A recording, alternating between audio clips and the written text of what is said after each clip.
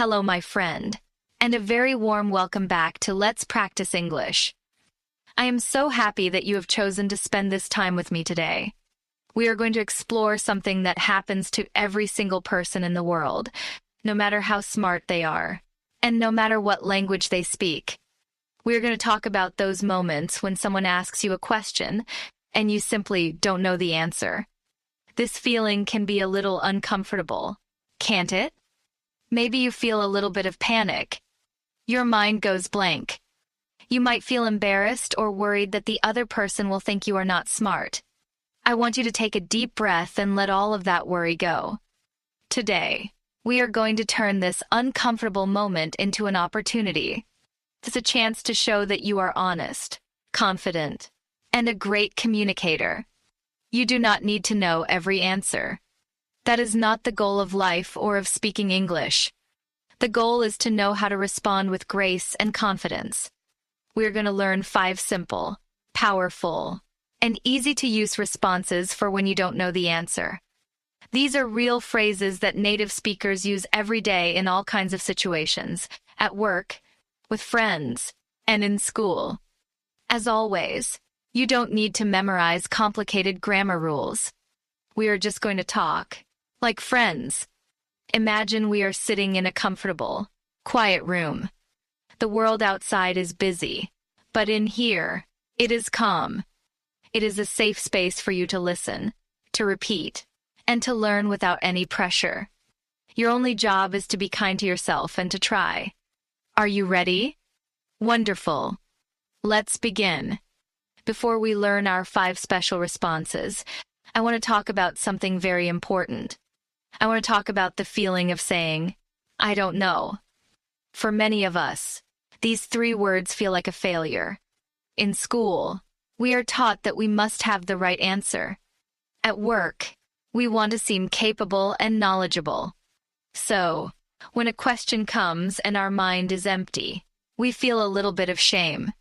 I am here today to tell you that I don't know is not a failure. In fact, it can be one of the most powerful and respectable things you can say. Why?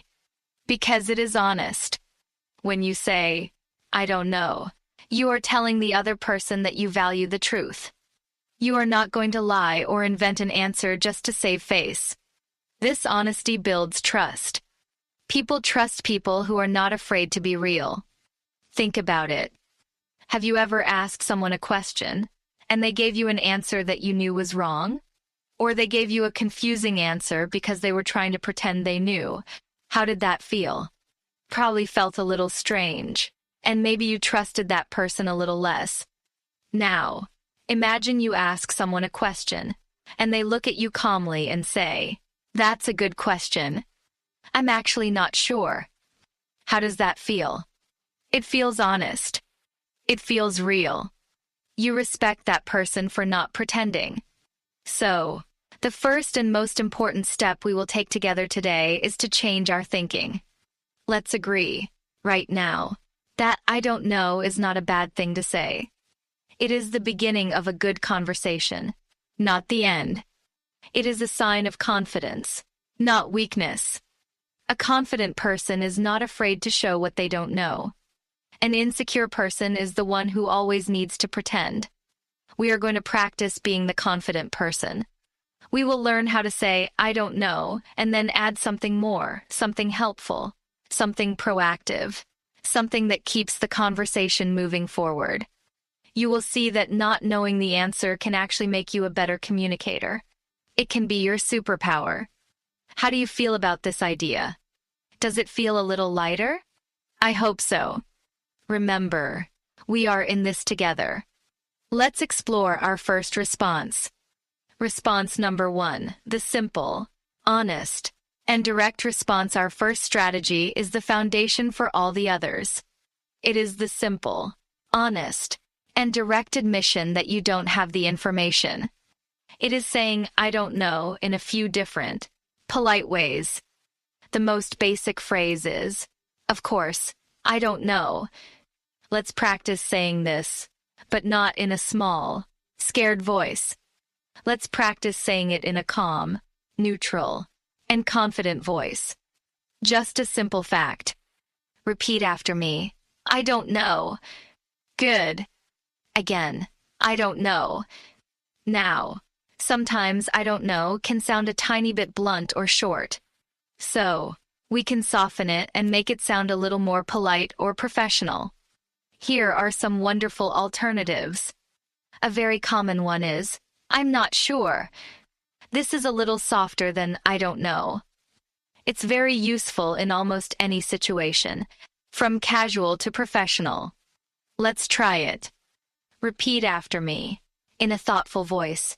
I'm not sure. Let's try it again. I'm not sure. Another excellent option is, I'm not certain. Certain is another word for sure. This phrase sounds very professional and intelligent. It's perfect for a work environment. Let's practice this one. I'm not certain. One more time. I'm not certain. And one more for our toolkit. This is especially good if someone is asking you for a specific piece of data, like a number or a date. You can say, I don't have that information right now.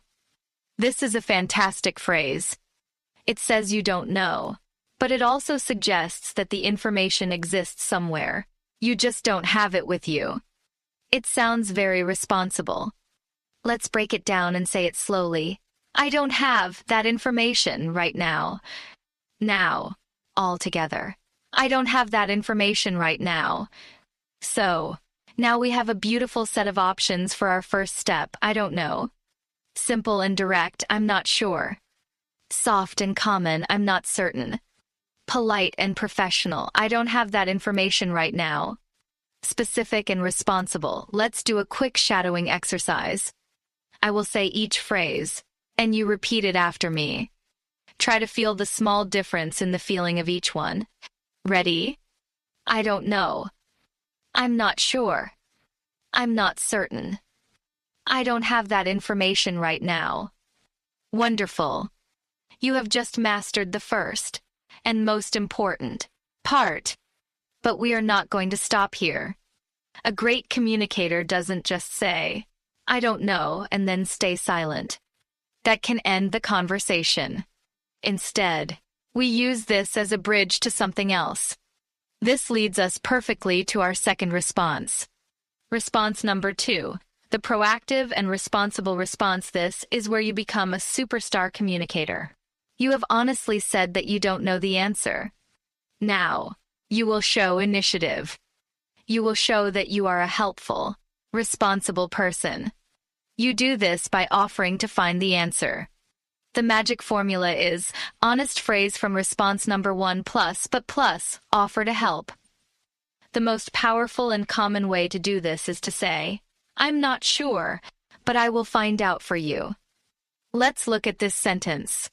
It's a masterpiece. I'm not sure is the honest part, but I will find out for you is the proactive part. It tells the other person, I hear you. Your question is important, and I will take responsibility for it. This is an amazing phrase to use at work. Let's practice it. Repeat after me. I'm not sure, but I will find out for you. Again, with a helpful and positive tone. I'm not sure, but I will find out for you. There are many beautiful variations of this. Let's learn a few more so you can choose the one that feels best for you. In a professional setting, like an office, you can say, I don't have that information at the moment, but let me check on that and get back to you. This is a golden sentence for work. Let's look at the special phrase, get back to you. This simply means, I will find the information and then I will contact you later to give it to you. It's a very common and professional idiom. Let's practice this sentence. It's a little longer, so we'll go slowly. Let me check on that and get back to you. Now the whole thing. I don't have that information at the moment, but let me check on that and get back to you. Here are a few other ways to say the same thing. They are all excellent. That's a good question. I'll look into it. To look into it means to investigate or to research. This is another great professional phrase. Practice with me. I'll look into it. Let me find that out for you. This is simple, friendly, and very helpful. Practice with me. Let me find that out for you. Now, let's think about a more casual situation. Maybe you are with a friend, and they ask you a question. What time does that new movie start? You don't have to sound so formal. You can use a more relaxed version. For example, I'm not sure. Let's look it up. The phrase, let's look it up, is very friendly. It invites the person to find the answer with you, maybe on your phone. It's collaborative. Let's try that one. I'm not sure. Let's look it up. One very important note about this response. If you say you will find out, you must do it. If you tell your boss, I'll get back to you, make sure you write it down and you actually do get back to them. This is how you build a reputation for being reliable and trustworthy. Let's do a shadowing exercise for our proactive responses. Listen and repeat. Try to sound helpful and responsible. I will find out for you. Let me check on that and get back to you. I'll look into it. Let me find that out for you. Let's look it up. Excellent work. You are doing so well. Let's pause for a moment. How do you feel? We have learned to be honest and we have learned to be proactive. These two skills alone can change how you feel in conversations. You are moving from a place of fear to a place of power and helpfulness. Now, let's continue to our third strategy. This one is about teamwork and collaboration. Response number 3. The collaborative and inclusive response. Sometimes, you are not alone when you are asked a question. You might be in a meeting at work, in a group of friends, or in a classroom. In these situations, you can use your I don't know moment to include other people. This is a very high-level communication skill that shows you are a good team player and a leader. Instead of taking all the pressure on yourself, you can redirect the question to the group. Here is a wonderful phrase to use in a meeting. That's a great question. I'm not sure of the answer myself. Does anyone else on the team have experience with this? Let's analyze this beautiful sentence. That's a great question. This validates the person who asked. It makes them feel smart. I'm not sure of the answer myself. This is your honest admission. Does anyone else on the team have experience with this? This is the collaborative part. You are inviting others to share their knowledge. You are turning a question to you into an opportunity for the team. Let's practice this one. It's so powerful. Repeat after me. Does anyone else on the team have experience with this? Now the whole thing. That's a great question. I'm not sure myself. Does anyone else on the team have experience with this? Another way to do this is to suggest who might know the answer. This is also incredibly helpful. You are like a helpful guide, pointing the person in the right direction. For example, I'm not the best person to answer that, but I think person's name would know. Let's say your colleague is an expert on marketing. Someone asks you a marketing question. You can say, I'm not the best person to answer that, but I think Sarah would know. She's our marketing expert. This shows you understand your team's strengths and you want the person to get the best possible information. Let's practice this template. I'm not the best person to answer that, but I think person's name would know. Try it with a real name you know. I'm not the best person to answer that, but I think David would know. There is another, more casual way to use this collaborative spirit. You can turn the question back to the person who asked it, in a friendly way. This is great for conversations about opinions or ideas, not just facts. For example, if a friend asks, what is the best way to learn a new language? You could say, that's an interesting question. I'm not sure there's one best way. What are your thoughts on it? Or, a shorter version, I'm not sure. What do you think? This is a brilliant conversational tool. It shows you value the other person's opinion and it keeps the conversation going. It turns a one-way question into a two-way discussion. Let's practice these. What are your thoughts on it? What do you think? Let's do a shadowing session for our collaborative phrases. These make you sound like a wonderful team member and a fascinating person to talk to. Does anyone else here know? I think person's name would be the best person to ask. I'm not sure, but maybe we can ask person's name. That's a great question. What do you think? Fantastic.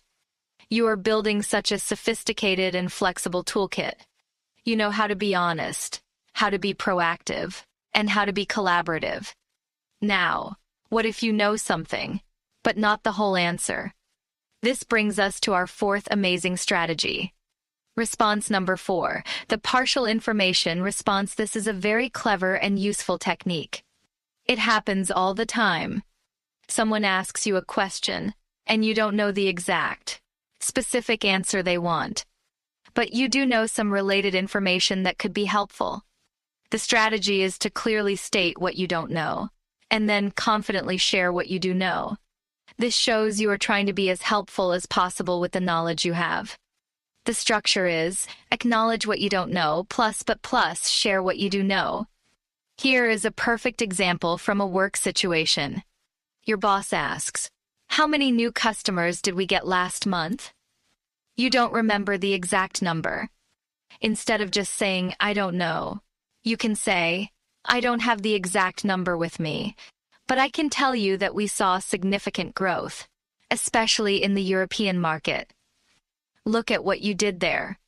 You were honest about not knowing the number, but you also provided valuable, positive information. You were helpful. Let's practice the key part of this structure. What I can tell you is, this is a wonderful bridge. It moves from what you don't know to what you do know. Let's try the full sentence again. I don't have the exact number, but what I can tell you is, here's another example. A friend asks, "Do you know how to fix this computer problem?" You are not a computer expert, but you had a similar problem once. You can say, "I'm not an expert on this, but I had a similar issue once, and restarting the computer in safe mode helped me." Maybe you could try that. Again, you are honest about your limits. I'm not an expert, but you offer a helpful suggestion based on your experience. Here are some useful phrases to build these partial answers.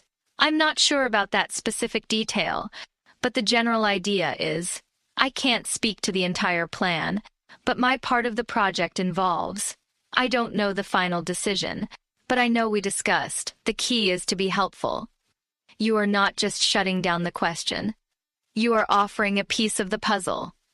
This is highly valued in any conversation, whether it's professional or personal. Let's do a shadowing exercise for these partial information phrases. These will make you sound very resourceful and intelligent.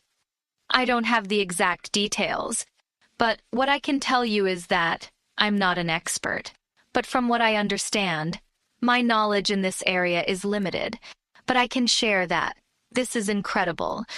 You are learning the true art of conversation. It's not about having a perfect memory.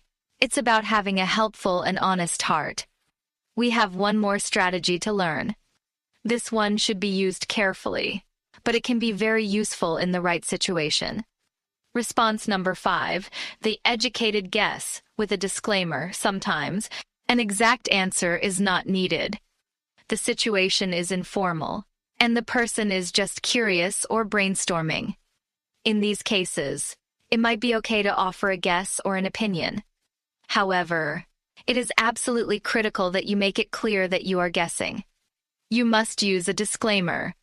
A disclaimer is a statement that warns the other person that your information might not be 100% correct. This protects your honesty and manages the other person's expectations.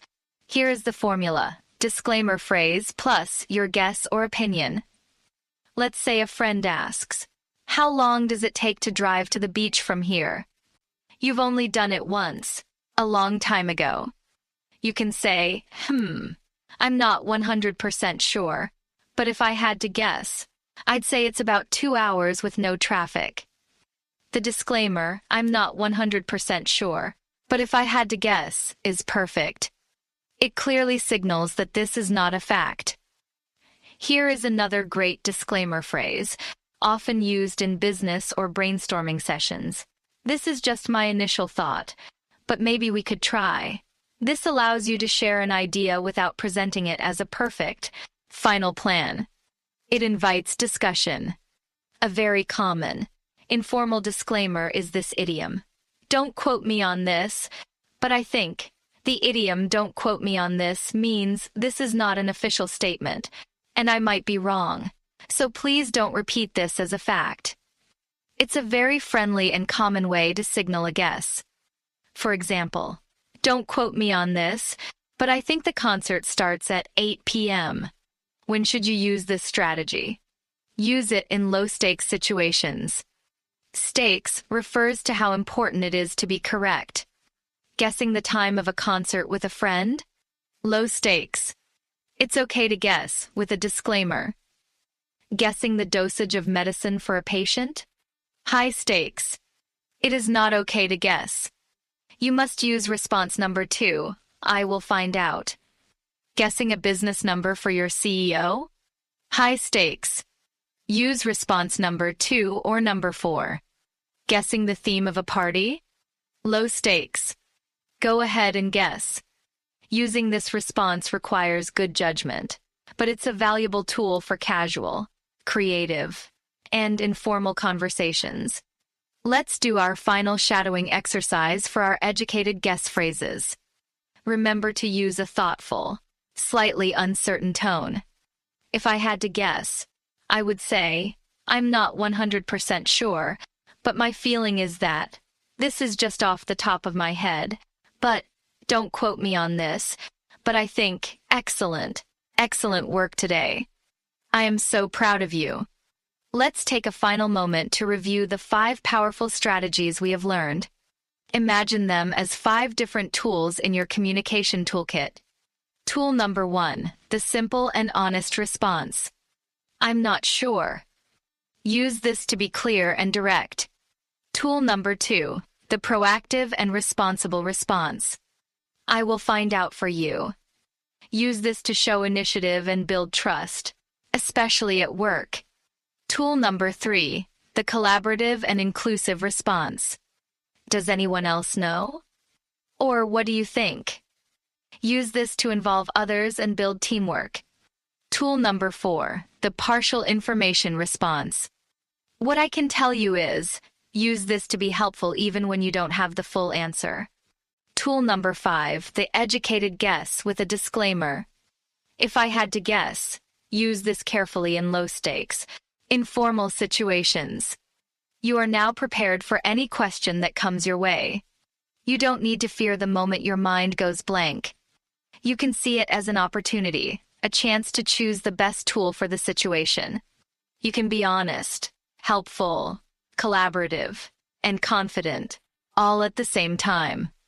Remember, the goal of speaking English is not to be a perfect dictionary that knows everything. The goal is to connect with other human beings. And connection is built on honesty, trust, and helpfulness. These 5 responses are your keys to building that connection.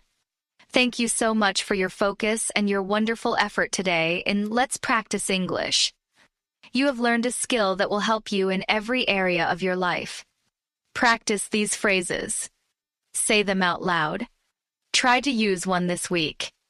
Notice how it feels. Be proud of yourself for trying. You are a capable, confident, and wonderful English speaker. I am so glad we could spend this time together. Until our next episode, take very good care of yourself and keep practicing. I'll see you soon.